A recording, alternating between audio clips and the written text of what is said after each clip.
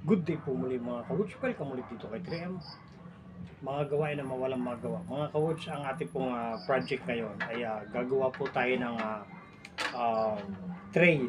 Tray po nitong sliding tray ng ating table saw.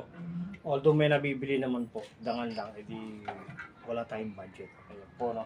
So ngayon, ibig sabihin po ng tray, meron tayong luma ditong pinolik, lumang pinolik. So tama lang po itong ganito kalaki.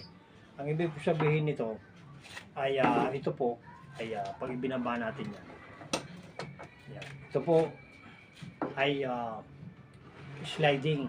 Instead na itutulak ko pa po ng kamay, na gagamitan natin ng push stick. Ito yung ating push stick. Yung mangyayari dito is ito na lang po yung ating itutulak. Yan. So, pamamagitan ng ating imahinasyon ay gagawin natin ng paraan para ito na lang po yung ating itutulak. So, initially, ang ginagawa po gagawin natin ditong rail ay itong lumang PVC na orange. Yan po ay ginupit natin dito. Yan, luma. No?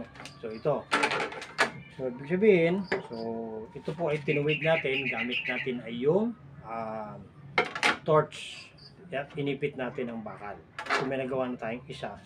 So, ibig sabihin, pag ito'y pinasok natin dito, ito na po yung aandar. No? Although may nabibili naman po. Ito po yung sample niya. Yan, ito. So, po yan. Ito po yung gamit natin dun sa ating 45 degrees, 90 degrees. Ngayon, gagayahin ito ni 3M. Gagawin natin dito sa PVC. Yan. So, meron na po tayong ginayat. May apat na tayo. Papatungin natin at abangan nyo ang susunod pang mga kabanata para meron na tayo sliding plate. Kaya po mga kawoods, kaya abangan po ninyo. Magandang araw po sa inyo lahat. Sabi nga lang, pag may gusto, maraming paraan. Maraming po salamat. Magandang araw sa inyo lahat.